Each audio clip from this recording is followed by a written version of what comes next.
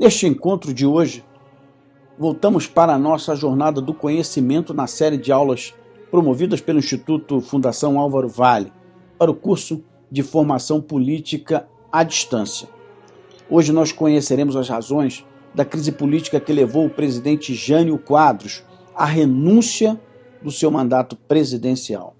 Nesta aula, a análise de Álvaro Vale revela bastidores da estratégia de renúncia de Jânio e o impasse que levaria o Brasil para um parlamentarismo que entra em cena para evitar um golpe militar. É uma aula imperdível. Você precisa assistir. Carlos Lacerda, que havia sido um dos grandes eleitores de Jânio, havia lutado muito por sua eleição. Carlos Lacerda, governador agora da Guanabara, passa-se à oposição, ou seja, fica contra Jânio Quadros. E era uma posição importante. Não só Lacerda era certamente o maior tribuno do país, um homem com extraordinária capacidade de convencer, de falar em televisão, um grande jornalista, mas além disso, Lacerda fazia no Rio talvez a melhor administração que algum estado já havia conhecido. Os cariocas mais jovens, muitos que estão assistindo agora a essa aula, talvez não possam imaginar, certamente não poderão, imaginar o que era o Rio de Janeiro, o que era a nossa cidade antes do governo Lacerda. Lacerda deu ao Rio escola, e boa escola, e para todas as crianças da cidade. Multiplicavam-se os ambulatórios. Os subúrbios do Rio, que antes de Lacerda só se chegava a eles em longas viagens de trem, os subúrbios do Rio se integraram à cidade. Toda a nossa geografia se alterou. O túnel Rebouças, por exemplo, passava a unir as zonas norte e sul. Construiu-se o aterro, praças, avenidas, viaduto como o dos marinheiros, por exemplo. Trajetos que duravam horas. Eu me lembro, era um trajeto que eu fazia com muita frequência, do Itamaraty, ali perto da Central, para Tijuca todos os dias, você levava horas para fazer aquilo. Trajetos assim passavam a ser feitos em minutos. O sistema do Guandu conseguiu o que parecia na época um milagre, dar água a uma cidade que já se havia acostumado, tem aí a música de carnaval, a lata d'água na cabeça.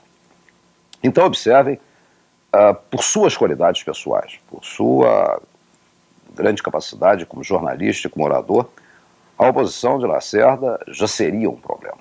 Mas, quanto mais uma oposição também de um governador tão operoso e tão popular. Carlos Lacerda passa a fazer severas críticas a Jânio Quadros. E, em um determinado momento, vai à televisão, e aí não eram apenas críticas, e diz à nação que o chefe da Casa Civil, do próprio presidente Quadros, lhe havia convidado para uma reunião e havia proposto a Carlos Lacerda que se aliasse a Jânio Quadros para restabelecer a ditadura no país. Dizia ao chefe da Casa Civil de Jânio que Jânio Quadros não estava conseguindo governar o país com um Congresso que lhe era hostil. Era preciso, então, fechar o Congresso. Dentro desse clima, com o presidente, é muito importante que se entenda isso, extremamente popular, porque Jânio era muito popular até o momento de sua renúncia, mas com esse clima todo, no dia 25 de agosto, para surpresa e para decepção do país inteiro, Jânio Quadros renuncia à presidência da República. Foi um choque para o país, com gente até chorando pelas ruas, a tal era a esperança que Jânio Quadros despertava no país inteiro. Ele renuncia à presidência sem que ninguém esperasse isso e segue para São Paulo, onde fica em uma base aérea militar. Até hoje, a renúncia de Jânio não foi inteiramente explicada, mas foi entendida por muita gente, e a maioria dos historiadores pensa assim também, embora o próprio Jânio não fale sobre isso. Ele dizia que as forças ocultas, mas nunca disse o que eram essas forças ocultas, haviam forçado a sua renúncia, mas o que é mais provável, o que se entende, é que Jânio, na realidade, pretendia conseguir poderes absolutos. Ele sabia de sua popularidade. A nação julgava nele todas as suas esperanças. Ele sabia o que ia acontecer ao país com sua renúncia.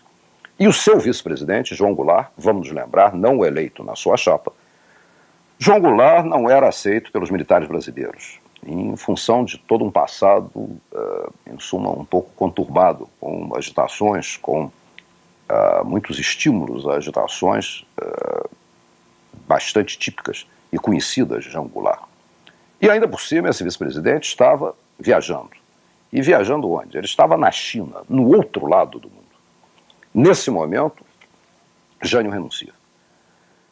É claro que ele não poderia ter um cenário melhor para armar uma crise no país. E o que talvez ele tivesse imaginado é que essa crise, com o vice-presidente longe e um vice-presidente que os militares não queriam no poder, com toda essa confusão, iriam chamá-lo de volta e chamá-lo de volta sem o Congresso. Mas isso não deu certo. Ao invés de não aceitar a renúncia, apesar da comoção popular, sem dúvida, ao invés de não aceitar a renúncia, como os janistas esperavam, o Congresso aceita e imediatamente dá posse ao sucessor. De modo que cria o fato e Jânio Quadros já não era mais presidente. Como João Goulart estava fora do país, empossou-se até a sua chegada o sucessor dele, o presidente da Câmara, que se chamava Ranieri Mazzini.